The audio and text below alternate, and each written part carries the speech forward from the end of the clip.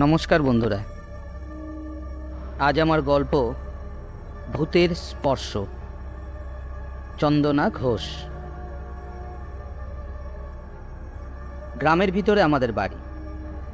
আমি হলাম মধ্যবিত্ত রায় পরিবারের একমাত্র ছেলে। ঠাকুরদা, ঠাকুমা, জ্যাঠা, জেঠিমা, কাকু, কাকিমা তাদের সবাই আছে। সবাই যে যার নিজ নিজ পেশায় জড়িত।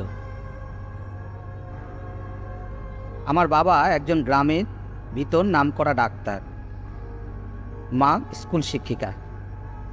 আমাদের যৌথ ফ্যামিলি। আমরা সব ভাই বোনেরা মিলে আনন্দ ও হই হুল্লোড় করে কাটাই। আমি হলাম বাড়িতে সব থেকে বড় ছেলে, সবার খুব প্রিয় ও আদরের।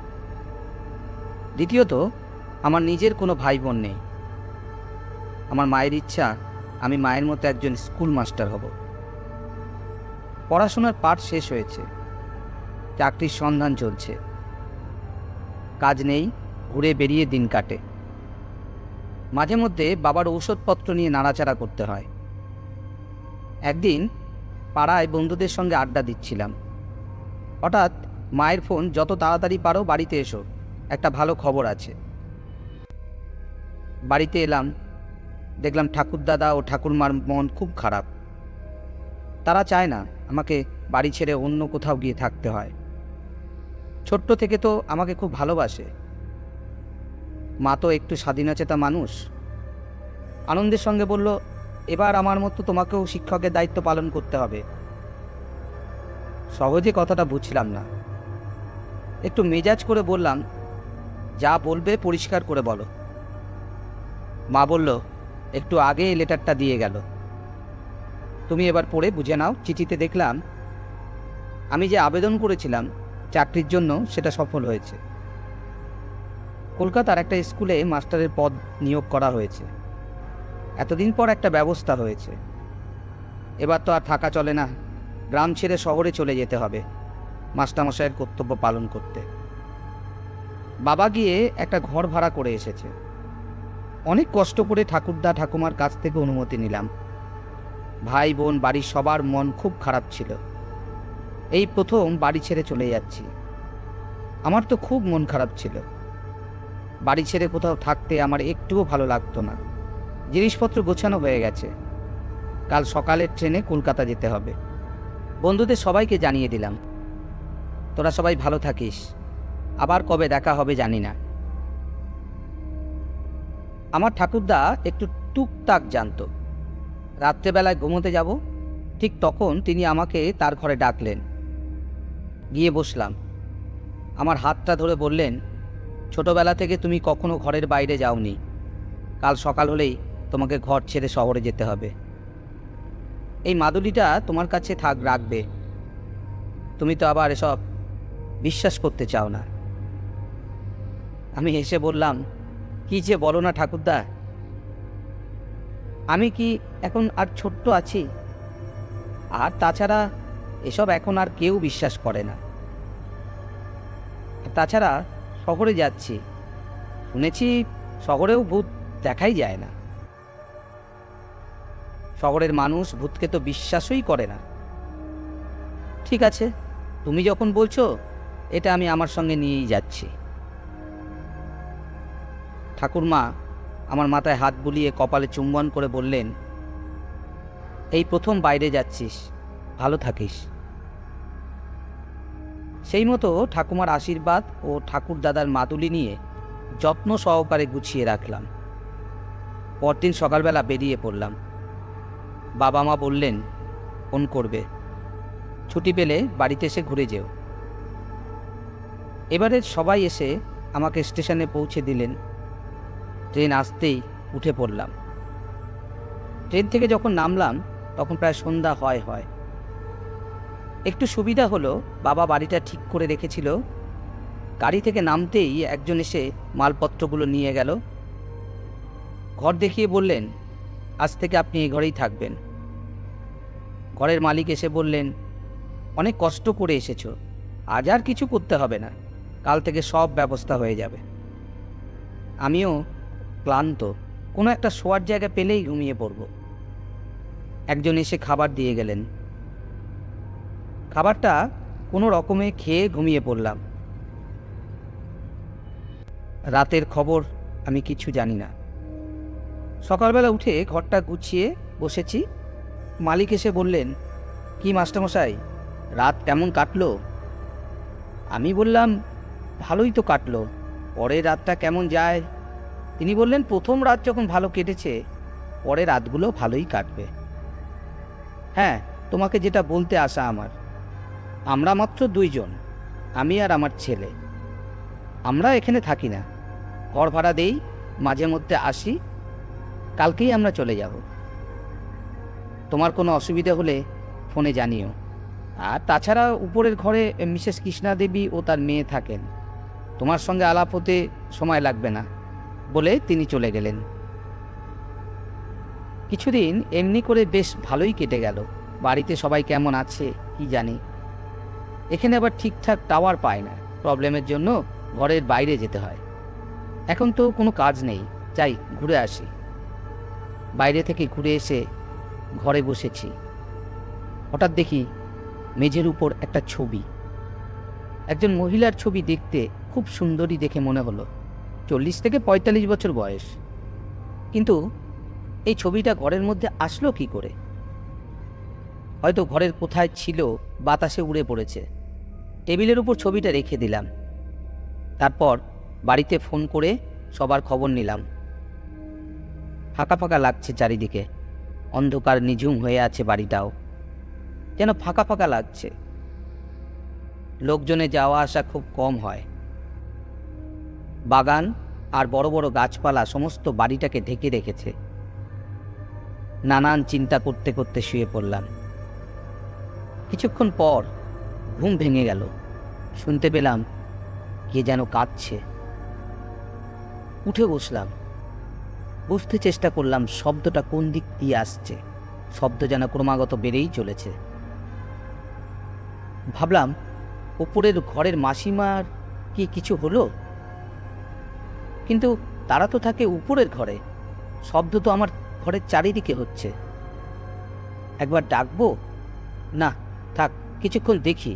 শব্দ বন্ধ আছে। আবার শুয়ে পড়লাম।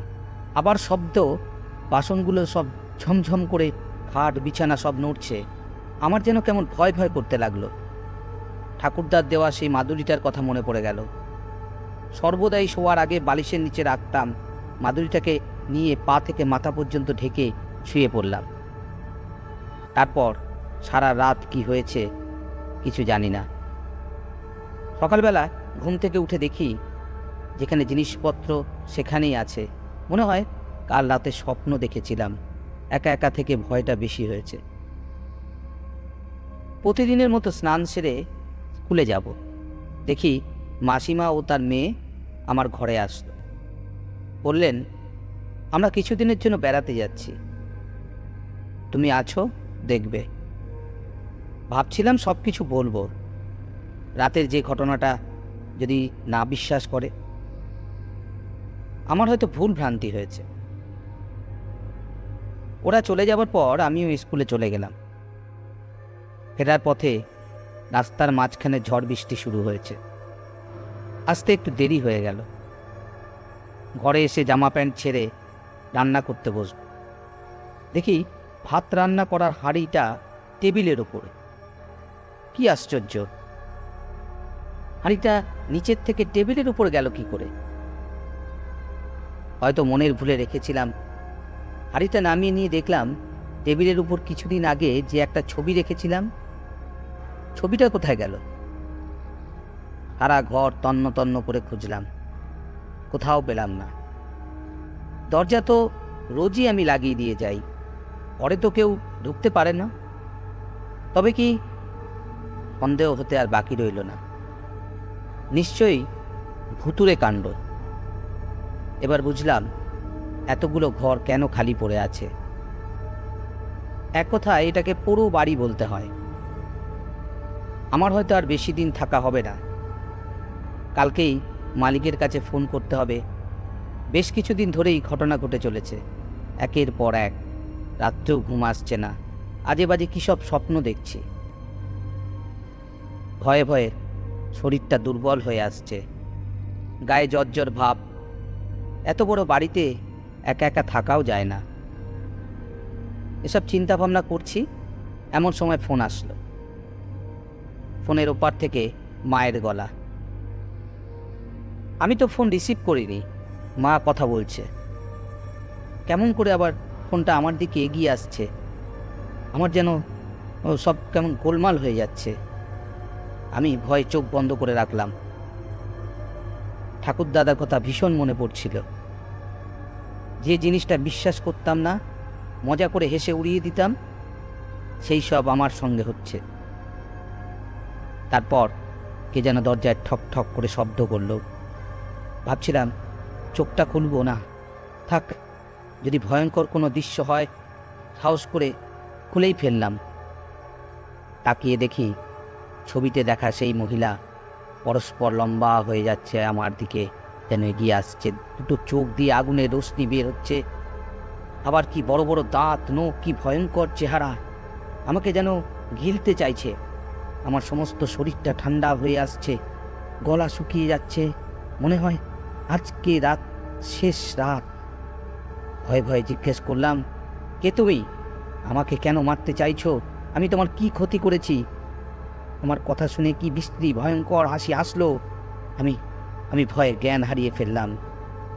তারপর দিন সকালে যখন কৃষ্ণা মাসিমা ও তার মেয়ে এসে দেখে দরজা খোলা, মেঝের উপরে আমি পড়ে আছি, তখন তারাই আমার বাড়িতে খবর দেয়।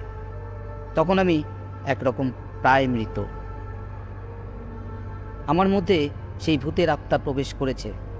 তারপর আমাকে বাড়িতে নিয়ে যাওয়া হয়।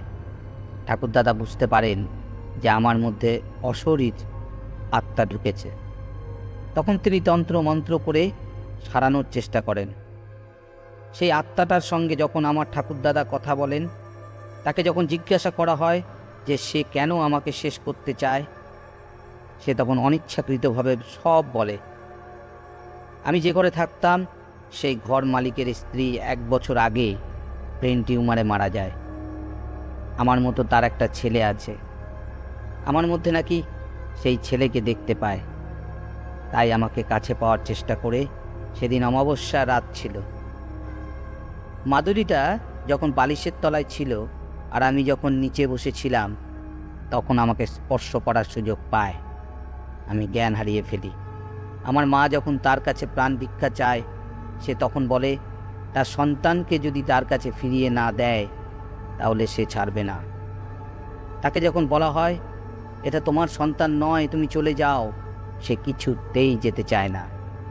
অনেক কিছু ব্যবস্থার পর আমার শরীর থেকে সেই আত্মাটাকে সরানো হয়। এসব আমি কিছুই জানতাম না। এ প্রায় 5 বছর আগের ঘটনা। এখন আমি অন্য ভাড়া বাড়িতে থাকি। দেখতে দেখতে 2 বছর হয়ে গেল। ঠাকুরদাদা আমাদের ছেড়ে চলে গেছেন, কিন্তু তার হাজার স্মৃতি আমাদের মাঝে রেখে গেছেন। কত হাসি মজা করতাম, আজ খুব মিস করি। ঠাকুরদাদা যাওয়ার আগে আমাকে একটা কথা বলে গিয়েছিলেন, কোনো কিছু হাসি মজা করে উড়িয়ে দেবে না। মন দিয়ে ভেবে দেখবে, পৃথিবীতে সব জিনিস জায়গা মতন স্থায়ী থাকে। মানুষ মরে যাওয়ার পর তার আত্মা কোনো না কোনো জায়গায় থেকে যায়। সেখানে শহর আর গ্রামের কোনো পার্থক্য থাকে না। আজ বুঝি কথাটা কতটা গুরুত্বপূর্ণ। আজ আমার গল্পের এখানেই সমাপ্তি। গল্পটি যদি ভালো লেগে থাকে তাহলে অবশ্যই একটি লাইক করবেন। এই ধরনের আরও গল্প শুনতে আমার চ্যানেলটিকে সাবস্ক্রাইব করবেন।